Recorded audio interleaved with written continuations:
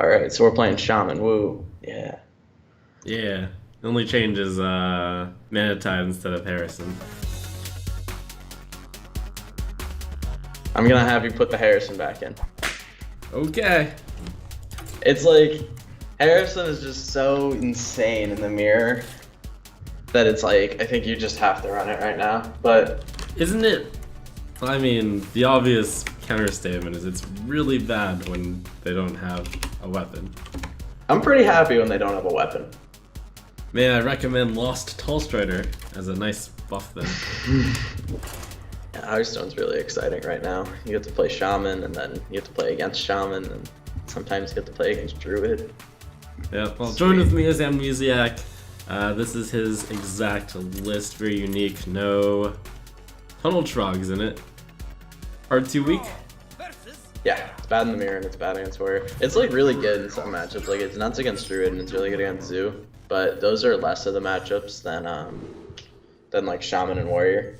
So I'm pretty down to not have them. But like this isn't just like the best list for overall stuff. I just like it for ladder. Okay. Here, I'll hop in on spec. Toss the horse rider.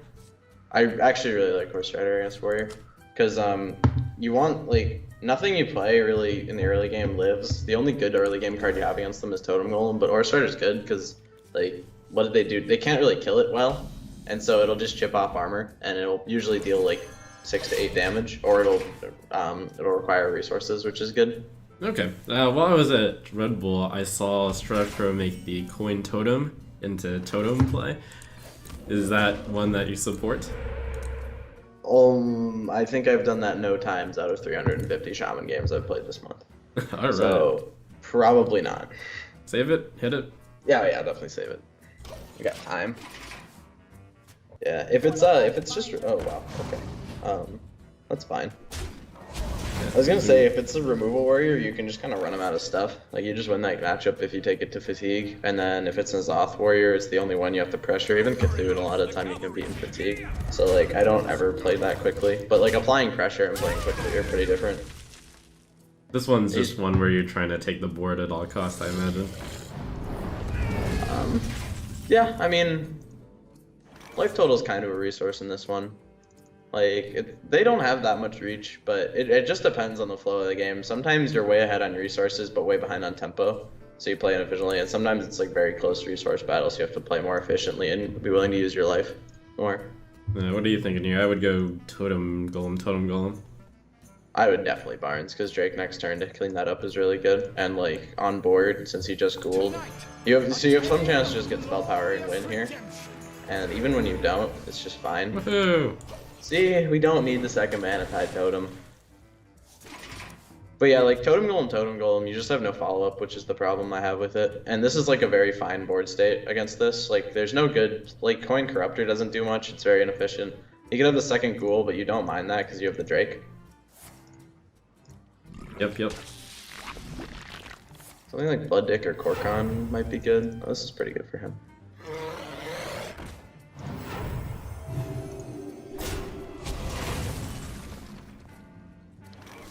It's not a bad hex. You're gonna fall behind if you don't, because otherwise you're playing Drake this turn, and then he's just gonna corrupt you, and you're gonna be really behind. But if you hex and then you take the value trade and play a totem golem, you can still Drake the following turn, and you're still ahead on board, which is really important. Yep. There are games where it's important to save your hex for like the rag and stuff when you can afford to, but like you would just lose to normal stuff if you didn't hex here a lot of the time, I think, unless his hand is just very weak.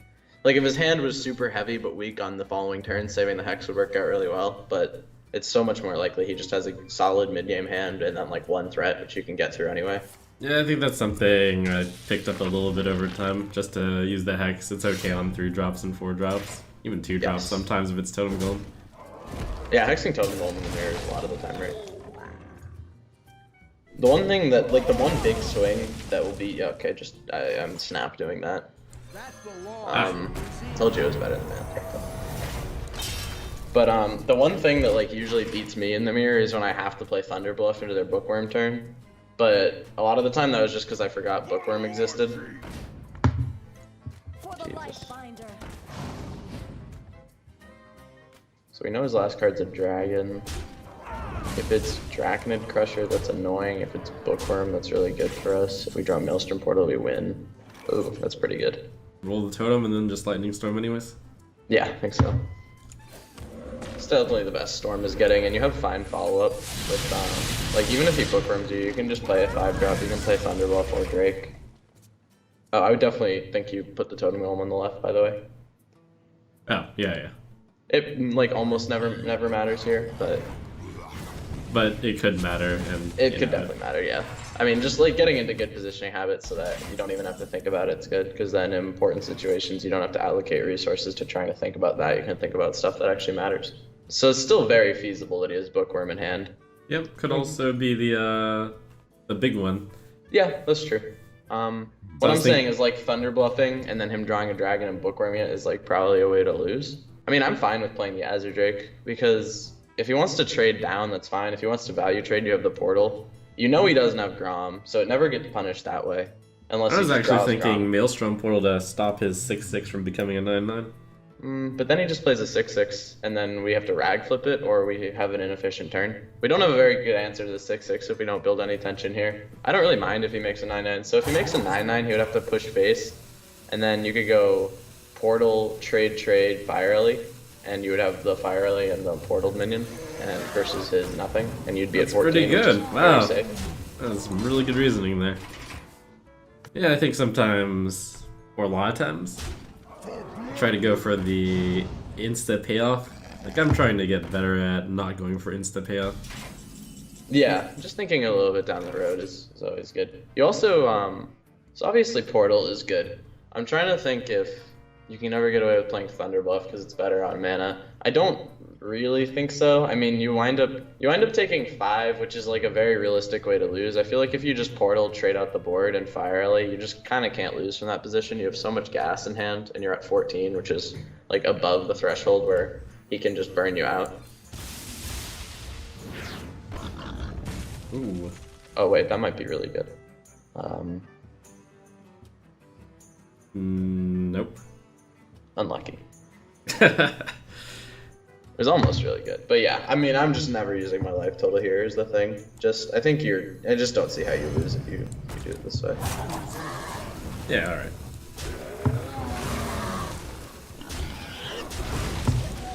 You think I should have tossed in the 3 damage there? To face? Yeah, while I had it? Nah, no way. Didn't even do anything. Yeah. Dragon Warrior's so bad. I think people think it beats Shaman. There's no way that deck is like... I think it's like one of the easiest matchups for me for Shaman. I think I'm probably like 57, 58% against that. That's a high percentage there. Yeah, that's actually... That's probably... It's like... I think it's like 55. Probably in reality. If they play right. They probably aren't playing right. But... I don't know. Like people... I think there's a misconception that deck beats Shaman. And it's like I'm reasonably confident it doesn't. What's your stance on ever keeping Thalnos? Do you need claws to keep it, or do you keep it sometimes? I would never keep it even if I had claws against Druid. That doesn't make any sense to me. But I do keep it sometimes. Like, and then Zoo is like the matchup where I think it's like most reasonable to keep it, because the one of your openings that just beats them is claws and a spell power. Is it only if you have claws that you would keep it?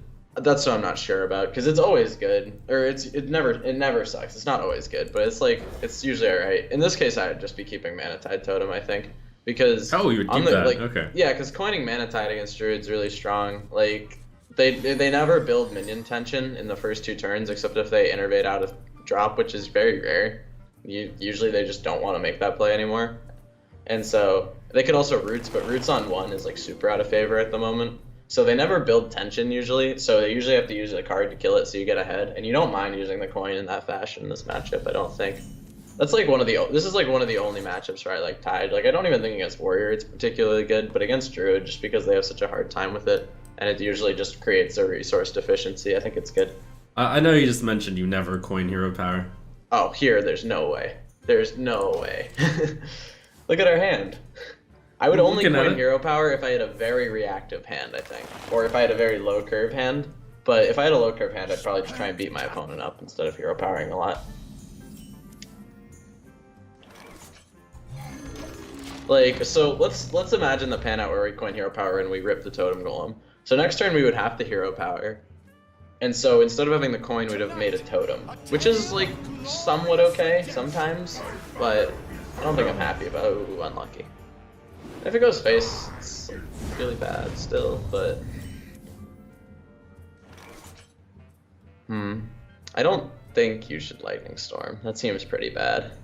I think just rolling healing totem is really good here. Alright. But yeah, I mean, I think that like having 1 mana and 0 mana thing from below is very overrated. I think 4 mana or 3 mana thing from below is where my play rate comes in most, and my stats on thing from below are like 45 wins and 12 losses or something when I play it. So wow. I think I play with the card reasonably. Stats. I think it's definitely one of the 4s and then coin the claws and kill the Drake. I'm just not sure which one is better. Yeah. Upside to Barnes is that it's always 4 mana and that you can get a better swing turn, like on turn 7 maybe, with Thing from below. And actually, no, I like the Barnes a lot just because the 1 attack minion, if it and combined with the Drake Spirit Claws attack can kill off the 3/4. And I don't really mind getting swiped here. Like, that's his whole turn. He can't Arcane Giant or anything yet. And you do have some high roll potential. Like, if you get Flame Tongue or something, that'd be really good. Alright. Nice. That's good. Even claws here then? No. Nah, there's no need anymore. Yeah, so I think the Barnes makes a lot more sense than the Thing from below. But the Thing from below directly challenged the 3/4, so it wasn't like it was a bad play. I just think this makes more sense long term. Because we have the Storms, so a lot of the time our turn 7 can look like Storm Thing from below or like Totem Storm Thing from below or something. Okay, we lose.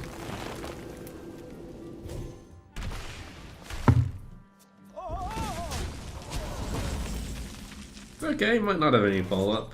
I think you coin the Fire Ellie in that case to challenge the 3/5. Yep. It's very Do you give any optimistic. consideration to possibly fire elling the 3/5? No, I don't think so. There's also just the we're trying to roll spell power totem play here. Because if you did, you were kind of okay, because you would go totem double Thing from below the following turn. So that wasn't terrible. If he doesn't have like Nourish, I think we're fine.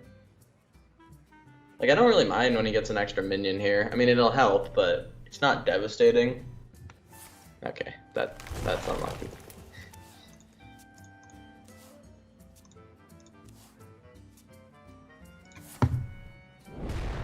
That wasn't that bad. This is pretty bad. No, it's pretty bad. No, it's really bad. That thing is still alive. It's alright, he's out of choose 1 spells now. Is he? Right. Probably not. I definitely start with Totem, because I think just double Thing from below if you whiff on the spell power is probably good. If you have the spell power, there's consideration in killing it. I think. Yeah. Arch? Is that actually better? Yeah, I mean, it's probably better. It's just weak. It's okay, next turn will be strong. I mean, you should probably kill it. It's just like, I think we lost. That's fair.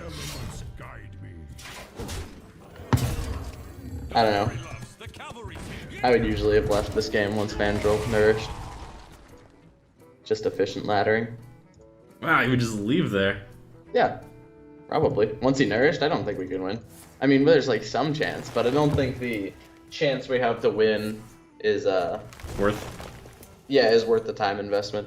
Because Druid takes a while to kill you sometimes, so it might just wind up being a big waste.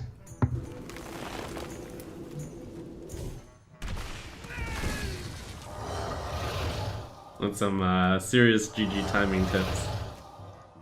Yeah, I mean, that's efficient. There are laddering. chances here. Okay, well, if we double high roll the Storm and then we runner hexes for the next stuff he plays, we could win. Yeah. There's also just playing some Thing from belows. Maybe with the Flame Tongue.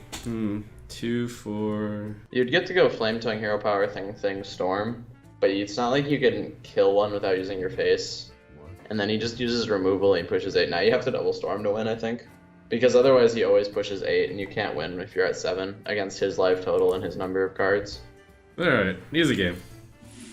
Yeah. It's just 1 in 15. Ooh, didn't get there. Yeah, good enough. Not really. Hey, the Primal Fusion tech would have been really good here. Just boost up that totem, ship it in. Yeah, this is... It's okay, it's still good. It's still good. We're doing great. Still good. Okay. They do play Yasharish now, I don't know why. For the Barnes memes. I know, that's not a good reason.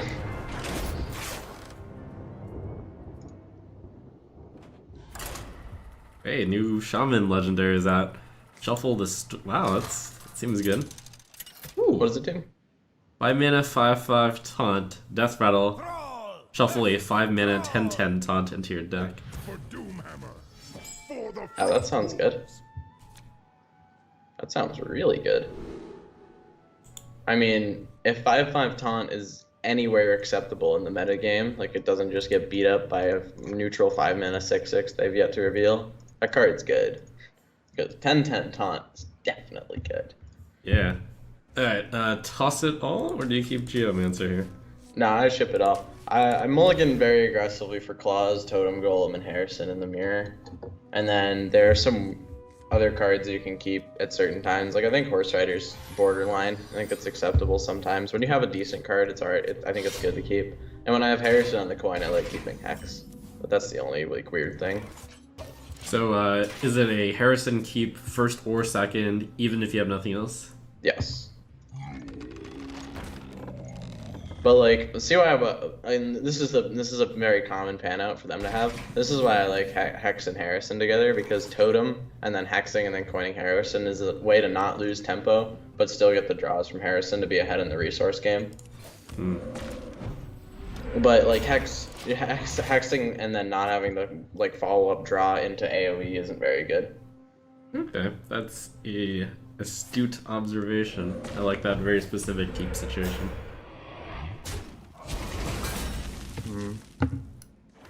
That was interesting. Barnes isn't like atrocious because you have the portal, so he can play a thing from below next turn. If he flame ties, then you're pretty unhappy. I think Clippy Cloppy's fine. Horse Rider? Yeah. Okay. I don't like the Barnes very much because if he plays thing from below, unless we just super high roll the Barnes, we're behind. If he plays Flame Tongue, we're behind without an answer to it. So I think like it's just not a good time to build tension. We're just gonna lose out on that battle. I think it's good to just Horse Rider, try and keep your coin, try and keep the board somewhat in check, and then look for a good swing turn. Interesting. Alright.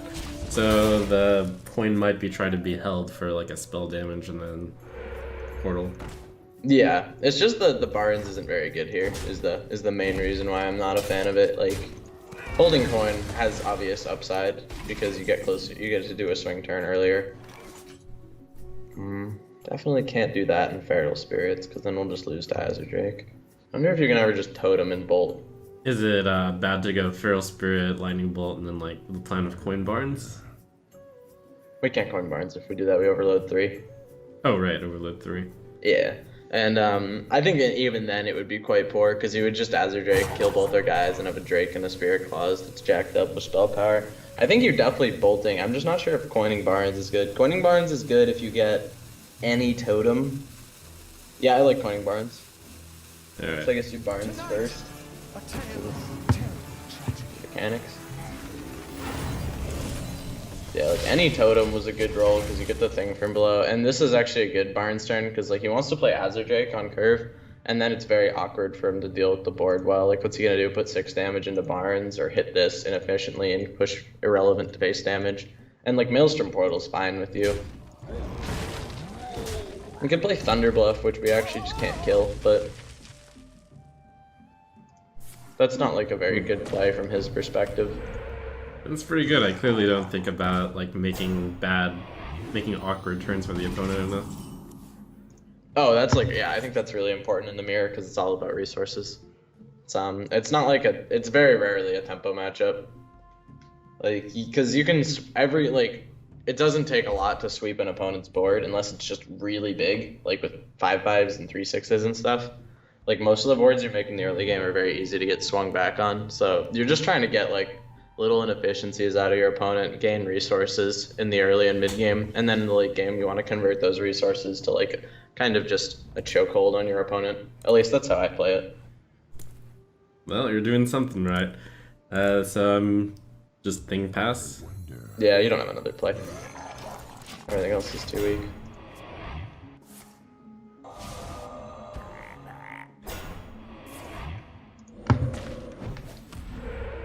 Yeah, honestly, that went pretty well.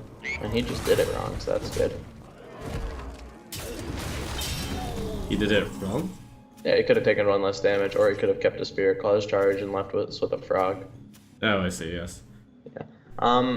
Well, if you could roll Spell Power on command, that would be good. But, can't really do that. Honestly, it might just be right to go for it, because next turn's Thunderbluff turn, and if those totems get to attack, we're like very much so going to lose. Is there... I guess since since he just hexed and we're going to Thunderbluff turn, it's not bad to go Thunderbluff and Spirit Claws.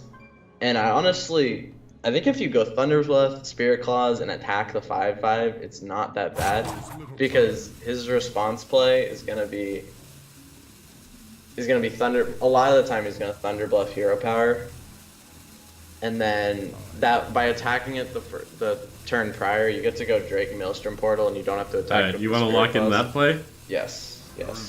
I'm just gonna point out that this is clearly a very high-level mid-range shaman play here.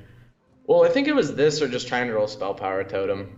Yeah. And I really don't know if this is better. I think it's very realistic that this is not. I just think, like... I like it, it's very daring. He's going to bite on the Thunderbluff, I think, most of the time here if he has it, and it's very realistic for him, too. Alright. This is fine, though. Like, we took 5 unnecessarily to set up to deal with something, and we lost a Spirit Claws charge, but we're still happy with this pan out. Like, we set up to deal with something that was going to be impossible to deal with otherwise, and since he didn't have it, we played a little inefficiently, but we're still in a good spot, I'd say, because we can just Drake Portal this. Yep. So, yeah, I definitely stand behind that being good. Oh, nice one.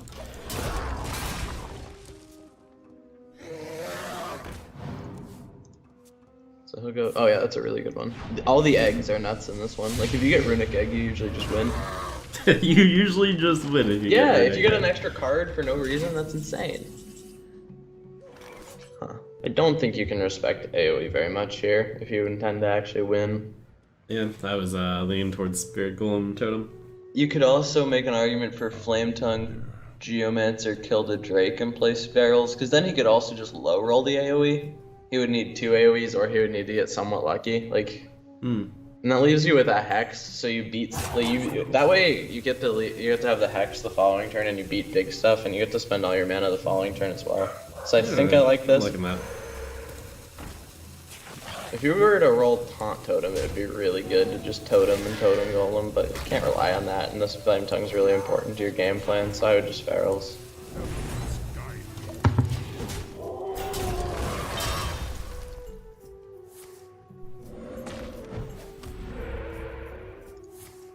Well, I'm low rolls. Yeah, like he could just literally triple low roll. Yep. I think that's as much of a hedge against AoE as we could have here. I agree. It's kind of ooh. Oh, see, we're fine. We're just winning now. I would literally rather be us than him. Okay, well those aren't great, but still, we're chilling. Yeah. Cool. There is a lot at stake here.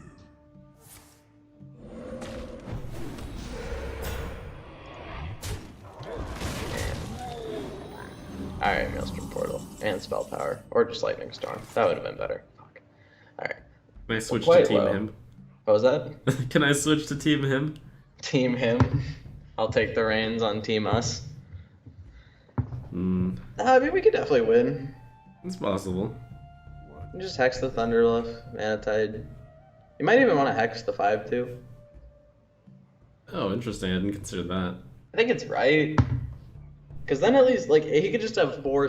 What if his hand is just stuff? Then the Manatide's not dead on board. and then he's not putting us in lethal range, so he just plays stuff, and we draw AoE off the mana tide. I think it's right to play both hexes, even though it's like very poor on long-term resource efficiency. Alright, well, make the call. It's something I definitely wouldn't have even considered, but I see the reasoning. I just think we die if we don't. It's like very poor, and I'm not happy about it, but I think it's correct. Alright. The calls, man. Gotta play to win. I mean, I think we still lose, but we got some game. Ooh. That would be the one to hex. We got Rag, we're fine. We're alright. But yeah, we gotta hit it. I don't know why he used the shield. I guess it made him less weak than Maelstrom Portal. Yeah, that was probably good.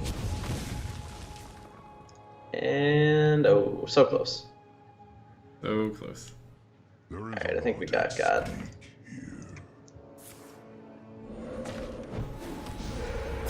Yeah, if this is everything, you can stabilize at 5, we just need Lightning Storm. Yeah. See? Now we just win the Rag Flip. Yep. Cool. Yeah, and Storm, and then fire early the Alakir, and then hit the 3/6. We're chilling. It doesn't matter which one you fire early. It kind of matters. You could not. I mean, yeah, you definitely fire early the Alakir, but I'm pretty sure it is. Whoa, whoa, whoa, whoa, why is What? Rag in the middle? Oh, right. Oops. Alright, he probably doesn't have it, let's be real.